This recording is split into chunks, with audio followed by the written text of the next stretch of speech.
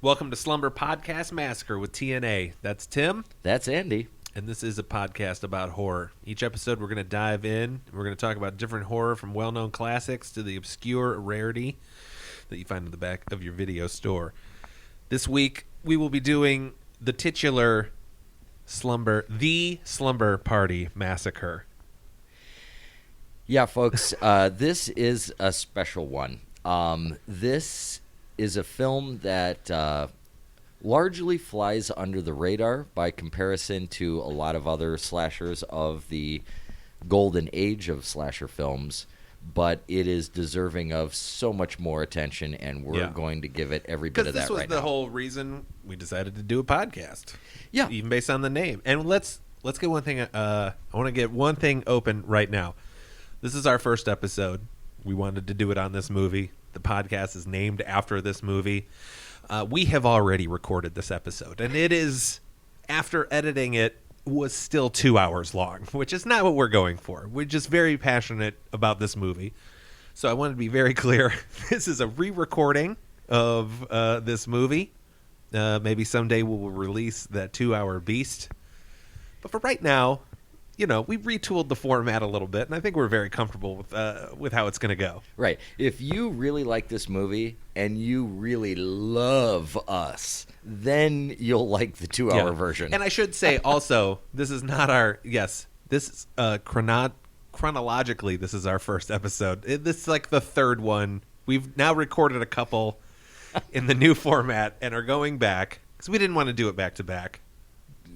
Come in a little more fresh than just like we just talked about it. So anyway, that's us being honest with you. Right, yeah. So let's try this again. Ladies and gentlemen, the Slumber Party Massacre. Thank you for joining us in the inaugural episode. Yes. Anyway, Timmy, were you a slumber party guy? Did you like slumber parties? Absolutely.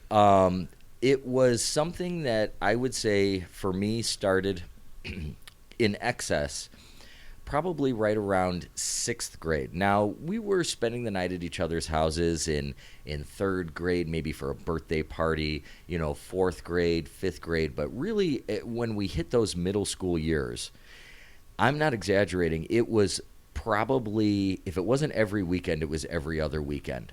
And a huge part of those slumber parties was walking down to the local video store and spending hours, literally hours, picking out and examining and deciding on which stack of movies we were going to watch. It wasn't just one. I mean, we walked out of there with at least 6 or 7 movies. Maybe we watched all of them, maybe we didn't. But horror films and slumber parties go hand in hand for me. And that's what makes my connection to the movie so personal. Yeah. I loved a good sleepover. Yeah, what's great about a sleepover is what's great about a lot of teen films or teen shows. Everything from cartoons to comic books to movies. It's always best when the parental element is extracted. Okay? Scooby-Doo is fun. Not because their parents are around, right? Right? It's because it's just them. Or look, iCarly. Okay, here's a more recent, popular show. The dad, the mom. We have kids. Yeah. By the way, yeah. The mom is never really brought up. The dad is off in some, on military expedition, and so it's just the kids left to their own devices. This is a great setting for film. Because it takes away that parental influence, it takes away that element of safety, and it's just kids left up to their own devices. And that's really, just in my own personal experience with slumber parties, that's what's made it so great, is that the parents would, order the pizza, make sure we were all kind of settled in, and then they'd just retreat back to whatever room they, hung out in and sort of just hunkered down in.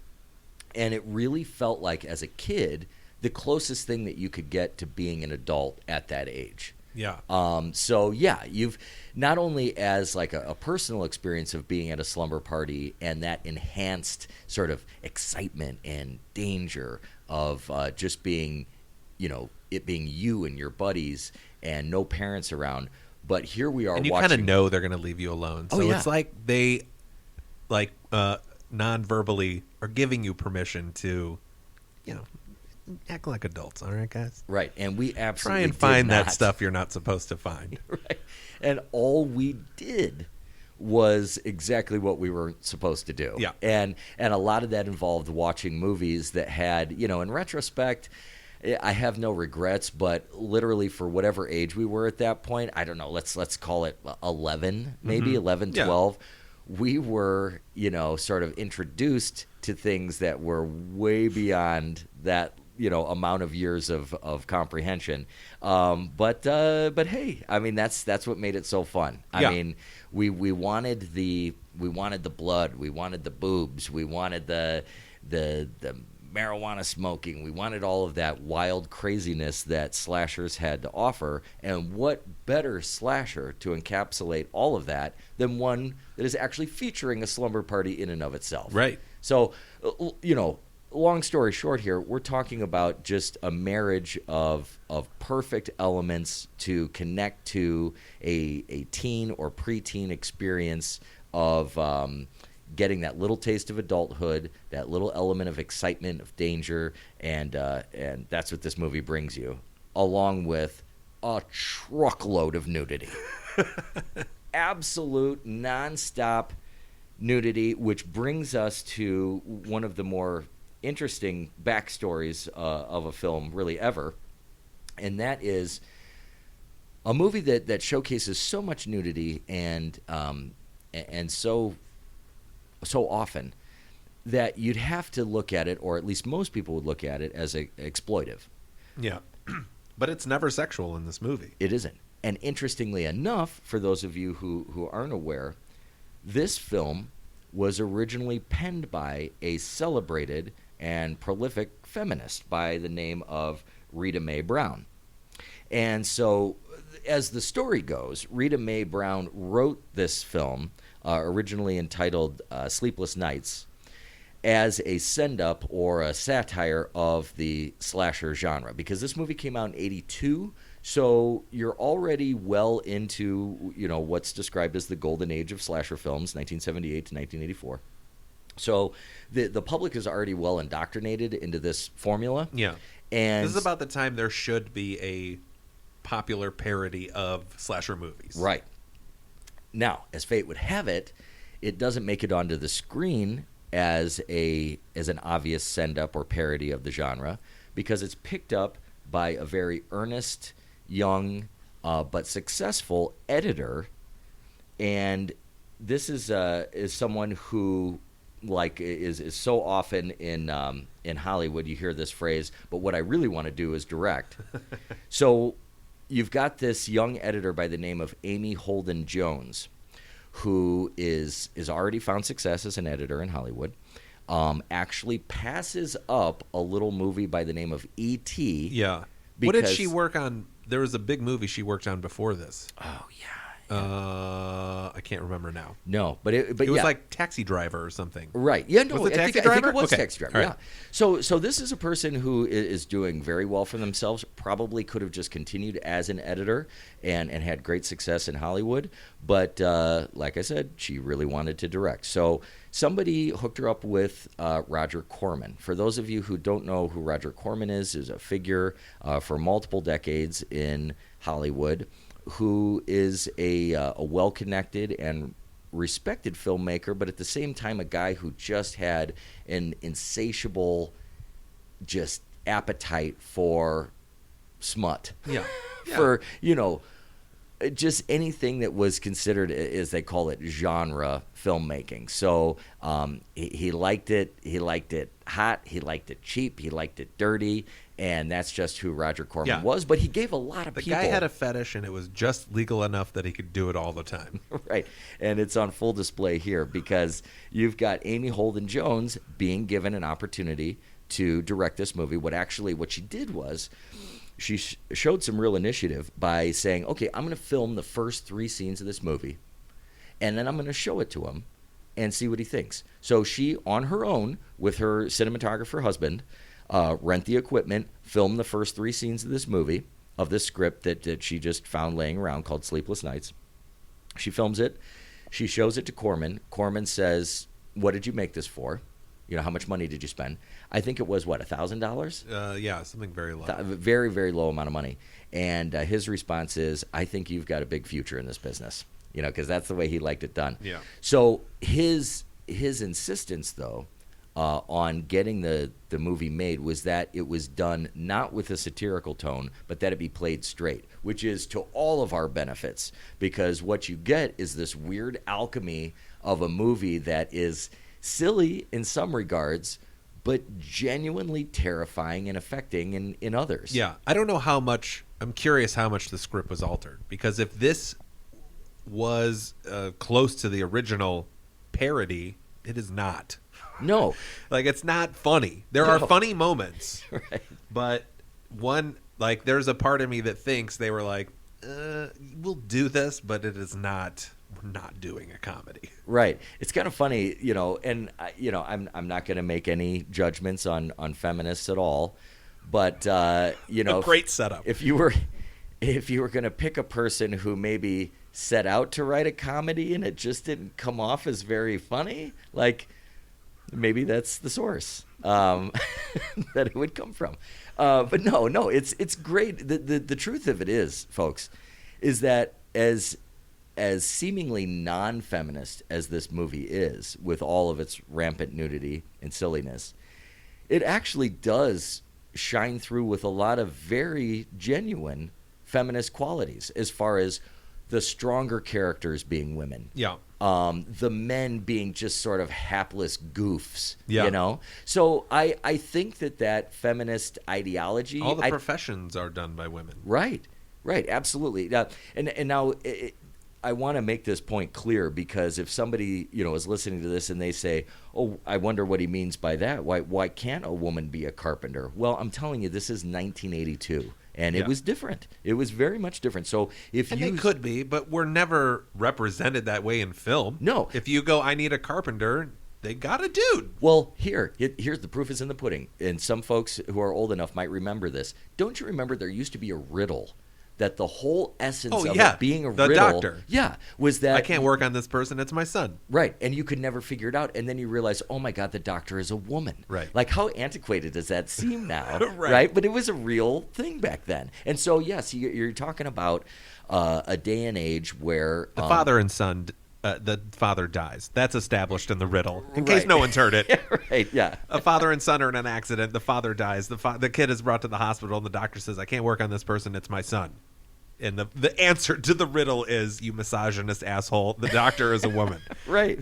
And so that kind of paints the picture of the environment that we're in at the time that this movie was made, and how it does take some real genuine ballsy leaps as far as saying, you know, we're not going to relegate ourselves to these stereotypes, and we're going to kind of blow those out of the water. Yeah, and at the Rita same Mae time, Brown was very left. Like, she was. Oh, yeah. She was in Now. She ended up leaving Now because even then Now was like, well, we're not really for gay ladies though, and she was like, fuck you guys. Right. And she's someone who has probably lived her life as a gay woman, but doesn't, like, never admitted to that, like, never, like, defined herself as that label. She's a very cool very progressive for the 80s, like, insanely progressive. Just like, why call me gay? Like, I just live my life, and I spend my time with who I like to spend my time with. Like, right. Who cares?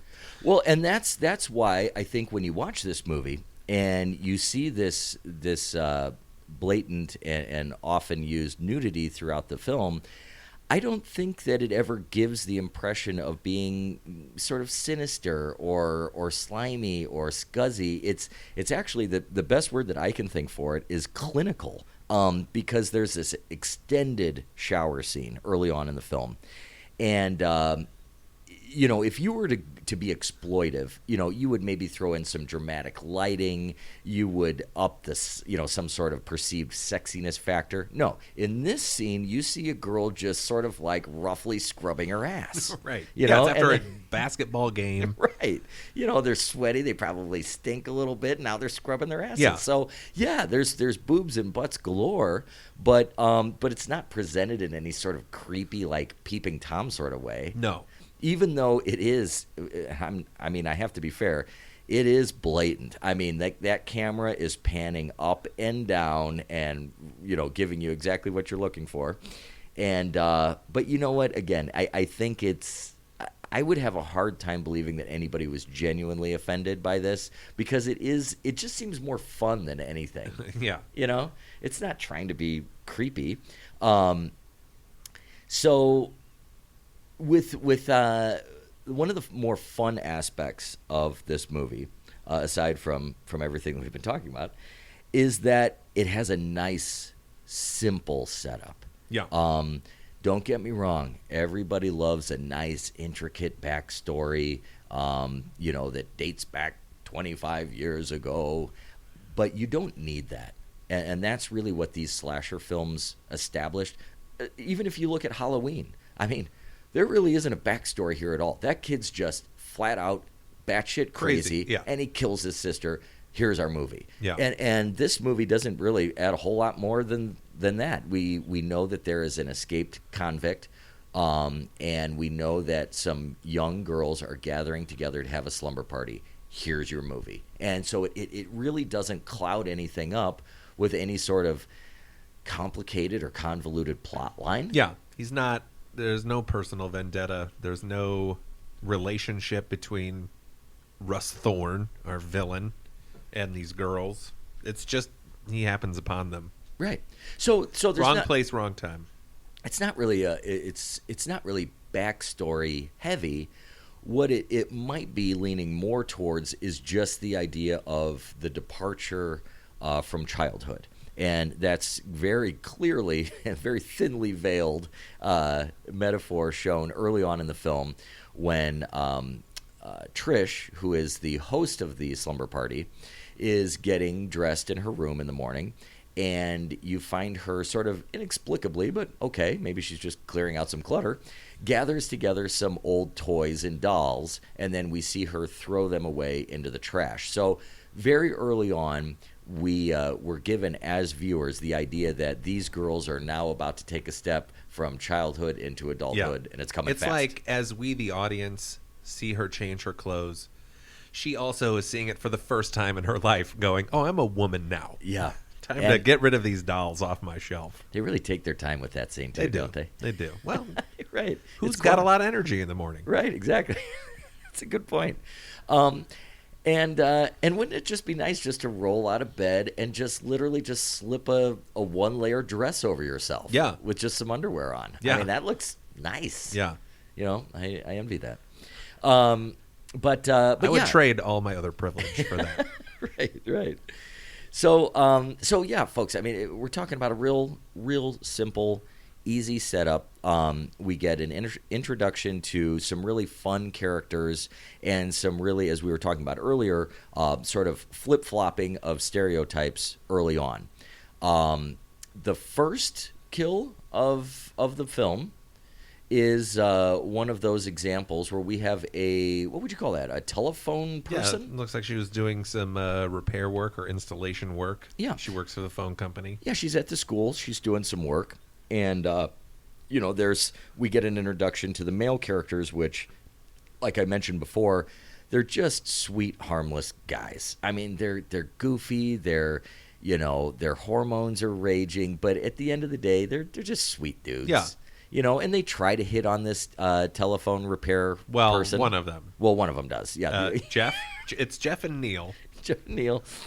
And Jeff is hitting on her, right? Right. And Neil is there in hopes that he gets rejected and he can pick up the pieces. Yeah, exactly. Of Jeff. Yeah, and and it is very much not at the forefront of the identity of these characters, but by God, if anything was ever obvious, it's that Neil wants Jeff in the worst way, in the best way.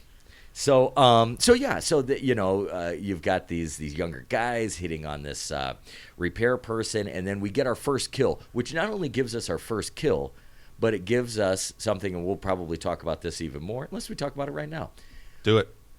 I want you to bring up, Andy, what we're about to see in that van. This murder takes place in the repair van, in the work truck. She gets yanked in. Yeah, and there is a certain instrument that is used, and not only is this instrument used as a form of murder, but it sort of carries a really heavy weight throughout the rest of the movie, and not only that, the franchise. And talk about that a little bit. Oh, just about how it's like franchise-wise. Normally, you are following a killer, Jason or Freddy or Michael Myers.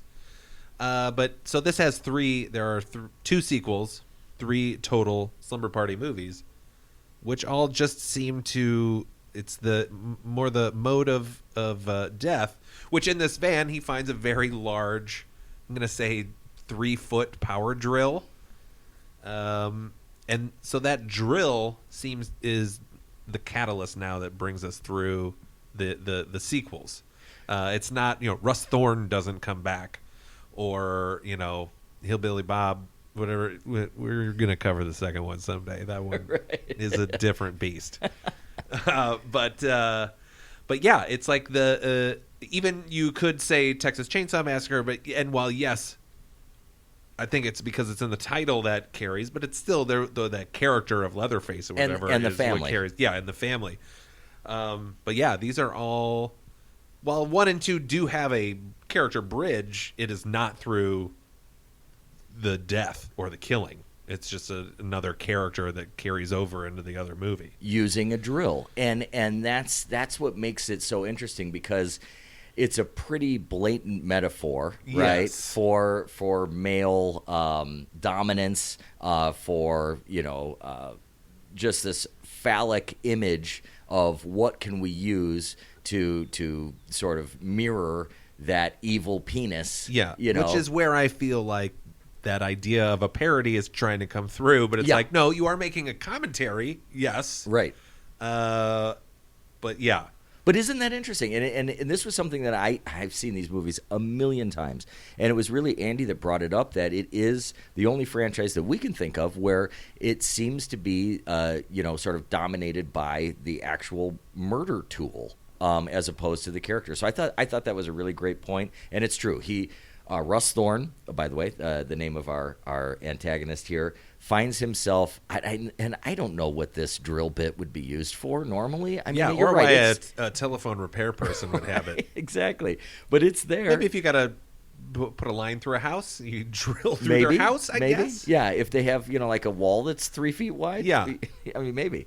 But so that I'd be surprised if every truck was outfitted with one of these, though. But we don't know he got it from the truck. It's just there. Maybe he carried it there. I suppose could be. Who knows? But yeah. Who knows? So now we're introduced to our first murder, which comes pretty quickly, and we're introduced to our mode of killing. This phallic. Yeah, he drills her in the back of the van. Right. He very much. Yeah. The action takes place from there, and it's pretty quickly gotten into. It's established that there is this pre-existing group of friends, and in addition to this group of friends, there's also another girl by the name of Valerie. Now, she's not really part of the old gang. Right. Well, they're all on the same basketball team. There is a scene where they play basketball that also seems like a parody of people who play basketball, because it looks like these people have never touched a basketball in their lives. Every dribble is chest height. There are some terrible shots taken. There's one that's so far off, and oh dang! Well, no, I can't believe I missed that one. I've said this before. The basketball shot that Andy's referencing is, you would think, if I told you what would be the worst thing that you could do if you were shooting a basketball at a hoop, you'd probably say that you missed the whole thing altogether, right? Air ball. No. This ball hits the backboard, but somehow is so awful of a shot that it's worse than if you had completely missed the whole apparatus altogether. It is absolutely hysterical watching these girls play basketball, and it's not a short scene either. No, it's a pretty lengthy scene, and the funny part, or a little funny anecdote, was I was watching an interview with the director, Amy Holden Jones. Thank you. And she was talking about when she was getting involved in film, she was in MIT, and MIT's film department had the guy who created cinema verite. So as she's describing this, and it flashes up on the screen the definition of cinema verite, and it's like truth in cinema, and it immediately cuts to that basketball scene as they're showing that. I was like, come on, this is very honest about how terrible they are. Right, it is very honest about the fact that none of these actresses are professional basketball players. So all those girls are having a sleepover. They try to get Val to come. She seems a little shy. She's like, no thanks. So we're mainly focused now on these four, because it's four girls. Yeah. One of them died. That's supposed to be five, right? Yeah. And one of them, Russ gets out of the van. He kills her. Great setup. Good suspense in this kill. Well, let's talk about that a little bit, because but not too much. You're right. But for all of the silliness that we've talked about, so far in this movie, and the fun, I shouldn't say silliness, I should say fun. One thing that is undeniable about this movie is that it does a wonderful job of setting up tension and just general chills as a viewer, or for the viewer. This kill that we're talking about, the second kill that takes place in the high school, now I haven't timed it exactly, but that sequence has got to be, and for a film, it might not sound like a long period of time that I'm about to say, but when you're talking about taking out, what was it, probably 8 minutes, when he's hunting her down, I mean, throughout the whole segment. I don't think it's that long.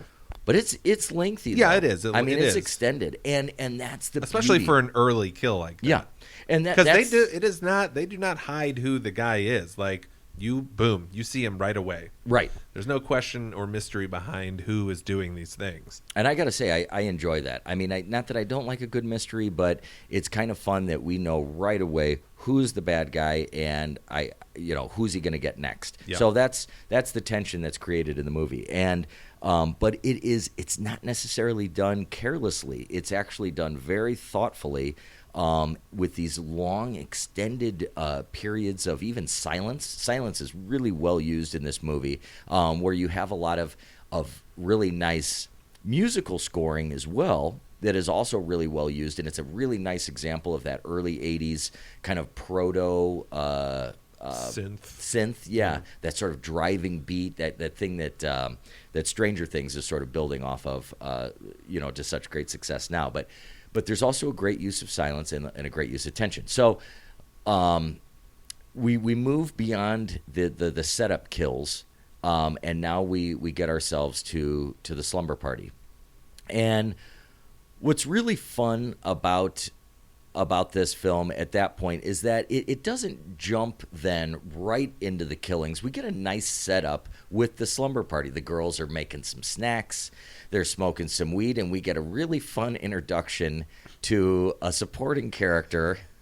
My favorite. By the name of, and when I say name, put some quotes around that, by the name of Mr. Contant. Which I'm a name that's never been uttered before. No, I not, and I'm a student of that kind of thing. I've never heard of any culture that has the name Contant. But this is a neighbor of Trish's who has been asked by her parents to watch over her while they're gone. By the way, I don't know if we mentioned that or not, but the slumber party is taking place at Trish's house while her parents are away on a vacation. Yep. Mr. Contant has been told to watch over the girls, and he's this sort of like, I mean, maybe in the beginning you think he's a little creepy, a little just... yeah. Yeah, because he never just You say that like you're going to say he doesn't end up being creepy. No, you're right. He's always creepy. Yeah. because he can never like knock on a door and announce himself. No, he loves sneaking up on you. Yeah, I mean, this guy, it's like, that scene in... He knows Trisha's alone and has let himself into her home and is upstairs rummaging around, checking on everything. Right. This guy does everything short of that scene in Rambo First Blood Part 2 where Rambo is covered in mud and then his eyes open up and he jumps out. Like, this guy just loves to sidle up on people, but you know what? He's the cool neighbor. He finds them with the quote-unquote Maui Wowie that they're about to indulge in, and he kind of lets it slide, Yeah, and he's no narc. Yeah, he's no narc. He's like, hey, you don't tell on me, I don't tell on you. Yeah, he's a creepy non-narc. Right. But best type of neighbor. Right. So we get it, but as viewers, what I love about this portion of the film is that we get a really nice, thorough setup into the slumber party without it being sort of cluttered with senseless kills. Because if you're going to make a slumber party movie, you want it to feel like you're at the slumber party, right? So the girls dump snacks into bowls, and they talk about boys, and they crack open beers, and they smoke a little weed, and you really feel like you're right there with them. This movie does a great job of inviting you in to this fun, exciting little sleepover that these, attractive women are having. Yeah. And they are attractive. They are attractive. And there's a bit, because Jeff and Neil are like, oh, let's crash their sleepover. And those two show up and don't announce their presence right away. They peep in the window just in time to see everyone change in the living room. Email us at slumberpodcast@gmail.com. If that is something you've done, ladies, just everyone changed clothes at your slumber party in the living room. Yeah, I'm not saying that somebody spilled something on themselves and then had to change their shirt. No, just getting ready for bed. We need to know, is that just what you do? How casual is it? You just change your clothes in front of each other in kind of like a fun, like exciting way? Yeah. Like it's probably pretty mundane for them, but Jeff and Neil, well, at least Jeff. One of them. Yeah, Jeff is realizing he has discovered his kink, and it's peeping. Yeah. He is having the time of his life, and they almost get caught. They empty an ashtray out the window, and his eyes have never been more alive than that second when he's like, "Oh my god, we almost got caught." Right. But he's Neil, are you as hard as me? Yes. Yep, for different reasons. But yeah, so here we have the introduction of the guys, the boys, into the party. So now we don't just have the girls. We have the original crew having their sleepover, which, by the way, it's kind of set up as like, hey, let's have an old-time sleepover party like we used to have. Before we got boyfriends and everything else, let's do it just us girls. Well, it never goes. It doesn't go that way. Somebody's got to bring the boyfriend over and leave it up to the bad girl character to want to bring her boyfriend over. So now we're kind of like descending on this party with some multiple characters. We got the 4 original girls. Yep. We got the 2 guys. We've got a boyfriend of the John Minor. The only other full name. Yeah. There are 2 people who get a first and last name. Well, I guess who's the Trish? She would, because they mention the last name of the family. Yes. Yeah. But they never refer to her as a full name. Right. But John Minor is never called John. It's John Minor. Yeah, John Minor. And Russ Thorne. Yeah, it's like if he's a minor character, you don't have to tell us that he's a minor character, literally, by naming him that. They cut out Tony Bitt. Right. But along with all of this, and I'm telling you folks, this is exactly what got us into trouble the first time around when we were reviewing this. It's really hard to not give a play-by-play of this movie because it's so much fun to watch. But just to paint the scene, across the street you have Val. Next door. Next door. You're right. Next door, you have Val, the shy girl who was originally invited to the party, but she overheard some of the other girls talking about her, kind of making fun of her a little bit, even though she's stunning. And so she's just at her house, content to be a homebody like usual, yet she's got this little firecracker of a sister named Courtney. Who's point in the movie is only related to Val. Like, she has nothing really else to do with anything. Right. And is such a cool character. Like, she's my favorite character Oh, in the yeah. movie. Yeah. Easily. And so you've got Val, who is sort of kind of, she's already resigned herself to dismiss the slumber party. She's decided not to go. And you've got this just upstart of a sister, maybe a handful of years younger than her, who is just boy crazy and Very curious about what's happening to her body. Yes, to the point of a Sylvester Stallone covered issue of Playgirl, which that's another good question. Girls, did you really look at Playgirl back then? I did not know that was meant for women. And did you seductively eat a banana whilst you did? That's another question. But anyways, that this movie answers apparently that you did. It just very casually. But now we've got our setup. Now we're singularly focused on our slumber party, and we have our players intact. So from here on out, it's Russ Thorne working his way into the slumber party, infiltrating, and now we're starting to get some kills. Yeah. Which, the best one, I don't know if it's the best one. Because he's already killed John Miner and his girlfriend, who is, I forget her name. Diane, who, I do like her. The more I think about her, I know. She's just like, you can tell a pain in the ass and is just probably not worth it, but just damn if I don't want to find out if it is. Yeah. I feel like I could fix her. Right. Yeah. She's like facially, she's not as pretty as the rest of the girls, but she's just got that like just sort of spunk to her. Yeah. She could probably get anyone with a look more than the other girls could. And it's used to great effect in her death scene, where we get probably the most thinly veiled metaphor of the drill, where we have a really nicely framed shot from behind Russ Thorne, our killer. So where the camera is behind him, we're looking through his legs. Yeah, she slid down the wall crying. Yeah. Now we see the drill sort of hanging down from his midsection. Yeah, as she's looking up. Yeah, if ever you didn't see the metaphor before then, it's obvious now. Yeah. And it kind of brings up an element that's consistent throughout this movie, which for all of its fun, when actors and actresses are in genuine moments of peril in this movie, you buy it hook, line, and sinker. I mean, these are some really great performances. It's not just a silly scream. A lot of these people were cast on their scared face. Yeah, yeah, and it shows. They in Diane being one of them. I mean, really genuinely terrified in these murder sequences, which leads us to one particular murder sequence. And we're kind of jumping around here, folks, but there's just too much to cover everything. Yeah. But if we go in order, it'll be 2 hours again. There is a really nicely handcrafted murder scene of Neil. Yeah. And we're just sort of jumping ahead here, but I feel okay doing this because, again, I can't overstate how simple of a setup this movie is, and it's what makes it so great. You've got, again, deranged killer, slumber party, he's killing them off. Yeah. Okay, so at this point they know there's a killer. Right. So Neil's gone for help. And by the way, when there's a scene, I have to touch on this scene for a second.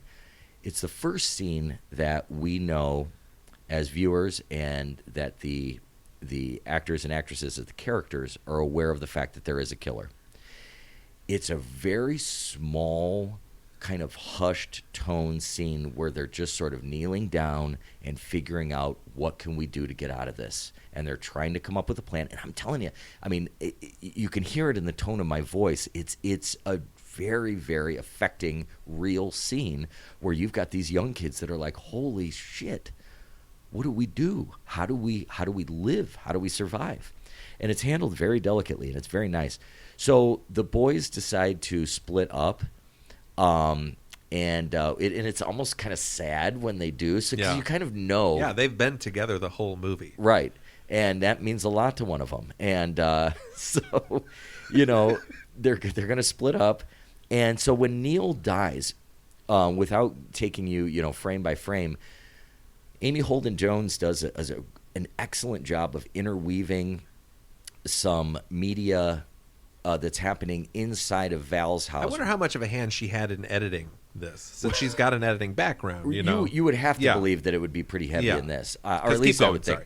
So we have a horror film being watched in a house while a murder is taking place outside of the house, and there's a really, really genuinely handcrafted scene where we're sort of flashing back and forth between the image on the screen on the television inside and the actual murder happening outside.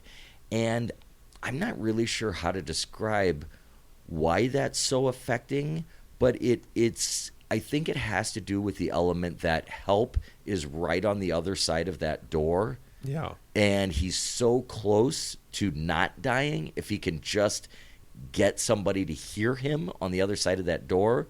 But he can't, so it's just that much more tragic. Because it's ironically masked by the entertainment. Right. His savior. Yeah. It's covering up. And it's a great scene. Yeah, it's a great scene. And it's there. I mean, there are some good shots and edits, but this is a part where you're like, whoa, that make you go, oh, that would be in a good movie. Right. Someone would do that.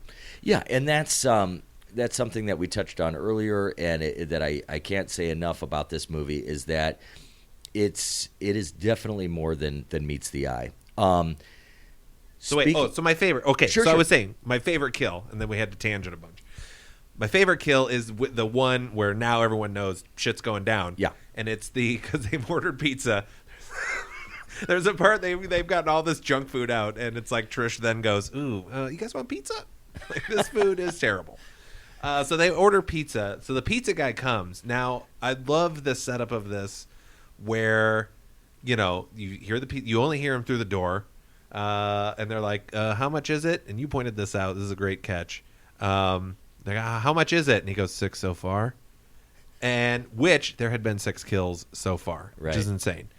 Then they open the door. Pizza guy's standing there. Both eyes have been drilled out, and he falls forward into the foyer there, which I had to imagine as a dead body, like Russ Thorne had to have said 6 so far and was like holding that guy like he gets to do, like he loves playing a prank. And I'm going to make these kids think their pizza guy is here. Well, and that's... So he's like running in the bush as he pushes him over. Right. Like, I mean, he's having fun with it. Right. You know? I mean, he's literally doing a ventriloquist bit on the other side of the door.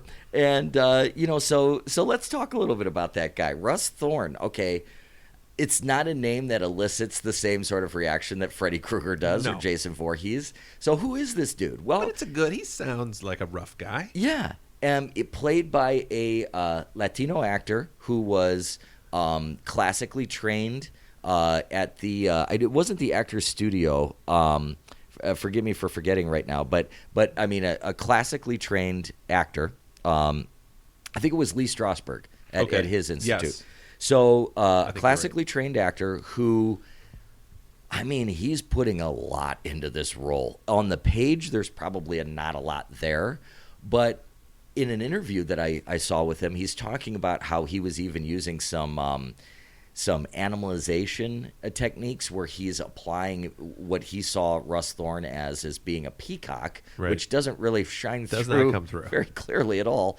But obviously, this is an actor that's thought a lot about this, and it's a character that is really unique in the slasher canon because he is, at least in his mind, kind of seductive. Yeah. And there's a moment where he is very close to killing Trish. And we get this sort of, and I think this is a moment where that feminist idealism is sort of shining through. I think it's kind of a comment on some toxic masculinity at that time. And that is Russ Thorne is saying things like, you want it. I'm doing this because I love you. Yeah. It takes a lot of love to do this to somebody. And look what I'm doing for you. Right. Why aren't you going to reciprocate that to me? Right, exactly. Classic nice guy. Exactly. Like, I love you. Why won't you let me do this? Yeah. You know. So we're talking about obviously a very disturbed individual here, but he's really, really unique.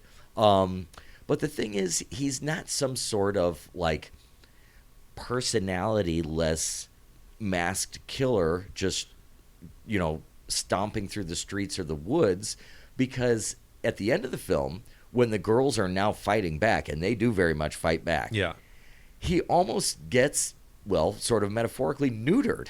Yeah. And he turns into kind of a pussy. Screams a lot. For lack of a better word. I mean, he really goes from being this, like, I'm going to impose my desires on you. I'm going to assume what your desires are. You want this, to literally, once they slice his drill bit in half. With a machete. With a machete. Trish is able to cut through that steel with sharp steel. Right. So she's emasculated him, both metaphorically and probably in his mind completely. And, he really just turns into like a screaming, like helpless little dude. You can see the look on his face is it's over. Right. And then she cuts off his hand, which, to add insult to injury. Right. Yeah, exactly. Taking all sexuality out of this character. Right. Yeah. You're just really taking all those weapons away. Yeah. He doesn't have much to work with at this point. So what are you left with here in this final scene? Because like Andy and I have been talking about, it's such a simple setup. It's such a simple plot line. What sort of climax can you really work up to? But I'm telling you, it's a massive one. And this movie was made in 1982, and there are times when that timeliness of that era shine through, and it's pretty frequent. I mean, you're not watching a new movie. Right.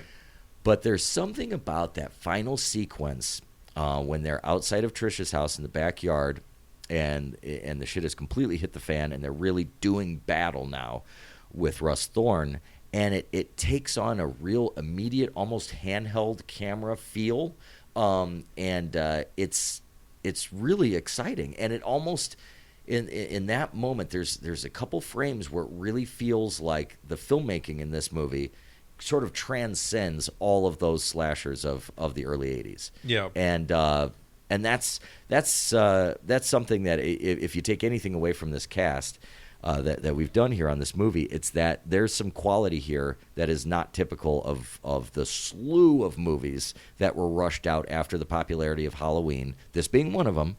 But there is a craftsmanship here that is above and beyond. Yeah.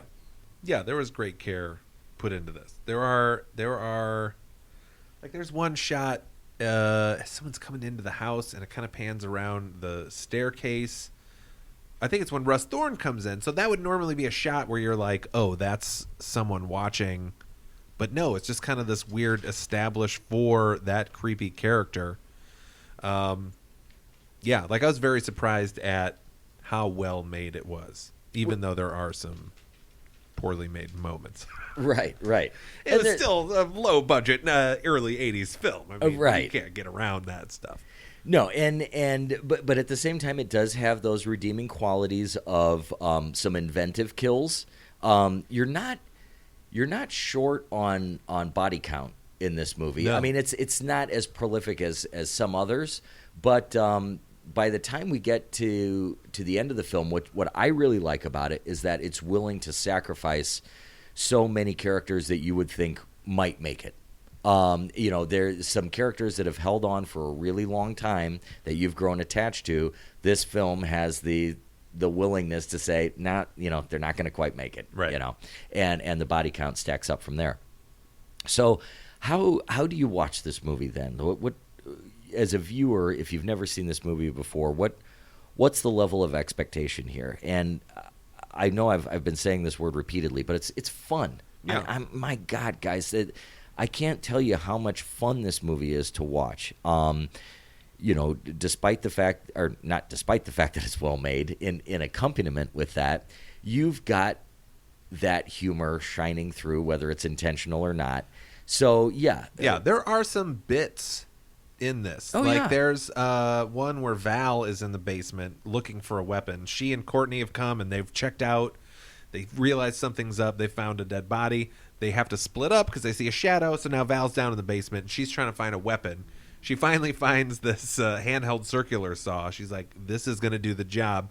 Goes charging up the stairs with it. Well, gets pulled back because it's plugged into the wall. And there's a real womp womp moment as she's sitting on the steps. No, it's slapstick as all get out. And yeah, that's one of the more obvious moments. Thankfully, there are 2 hooks that were put up specifically to hold up a machete. Right. That she makes, good use of. But because when you're in suburban Fresno right. or wherever they are, right, that's the other thing. Everyone's got to have a machete ready. They're in Venice. Venice, okay.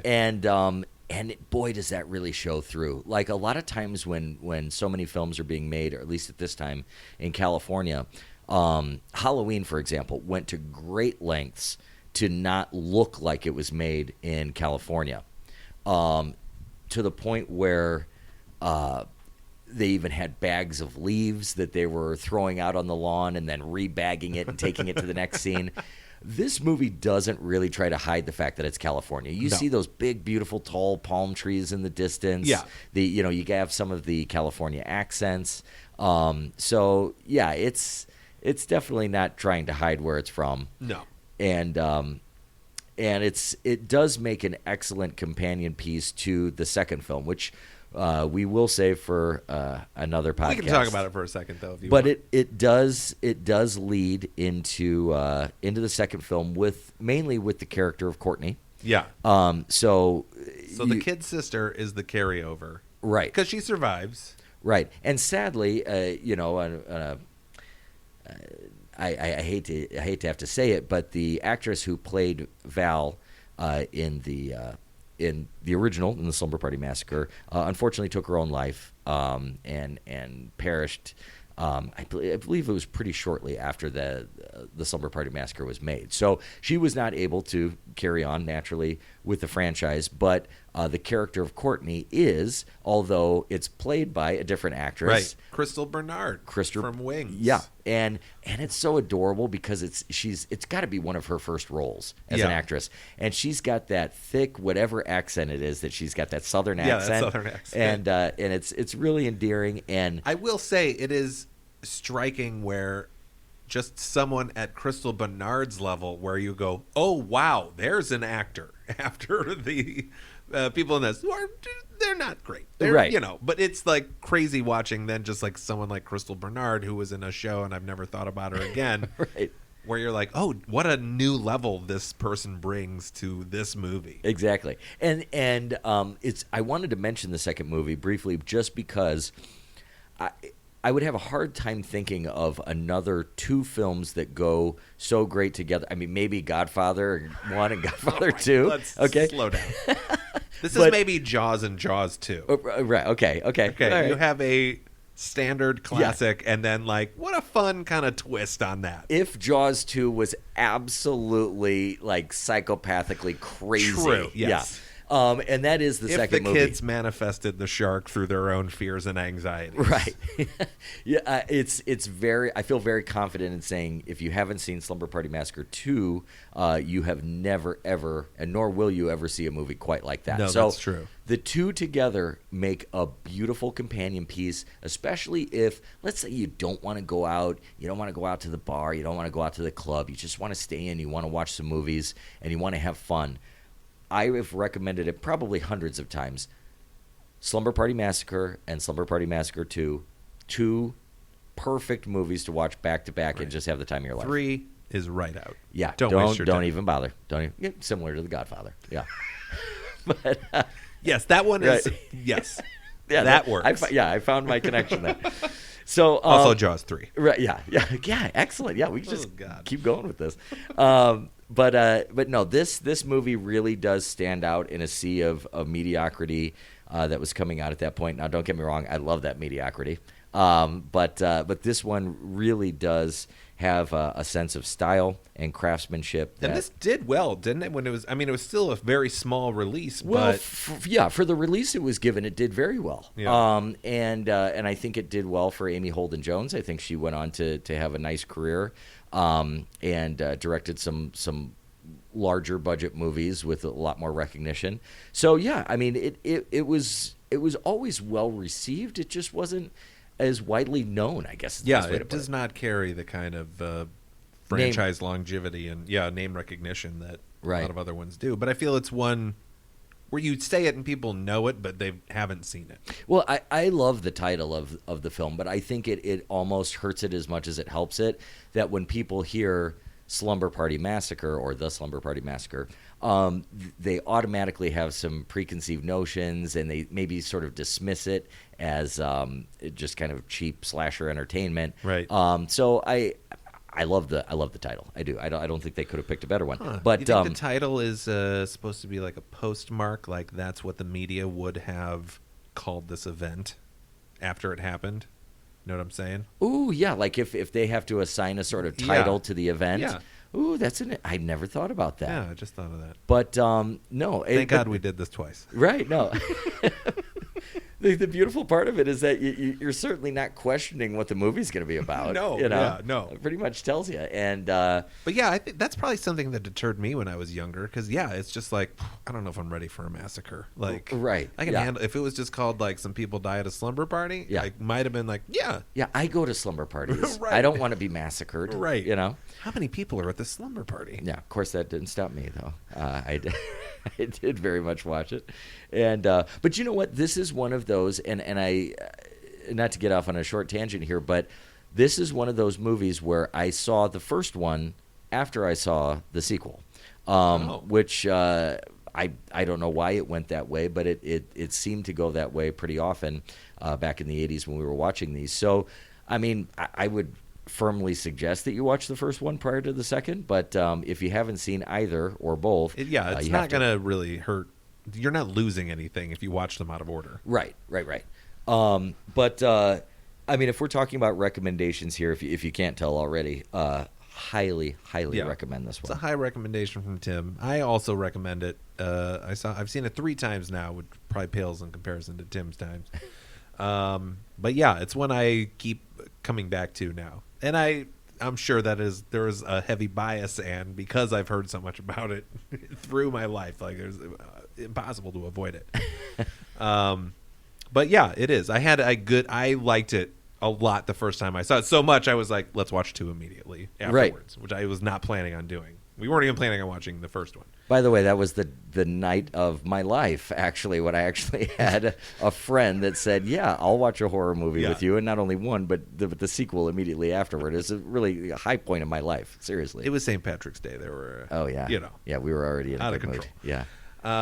All right, cool. Well, yeah, so we both recommend it. That was the Slumber Party Massacre. Thanks for hanging out on the first episode, 4th one we've done. Yeah, it was technically the Slumber Party Massacre Part 2, Two, yes. about the Slumber Party Massacre. So, yeah, like Andy This said, is already getting too complicated. I know. But I look for that to be sort of a hidden deep track somewhere further down the line. We'll this release blows that up original. and we got a Patreon. We'll put that on the Patreon Yeah. and shit like that. Yeah. So tune in next week. Next week we're going to be covering Sleepaway Camp 2. We're going to jump right into the sequel on that one. Yep. We're going to do that a lot. We decided to not do linear series because I think we can get you can get into a boring rut in some of them. So Yeah, we trust you. Yeah, we're not just going to spoon feed you. Yeah, we're just going to jump around. Right.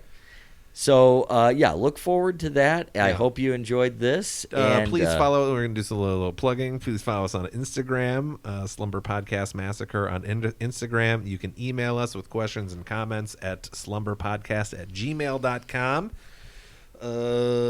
Rate, review, and subscribe. I don't know. That's what people say.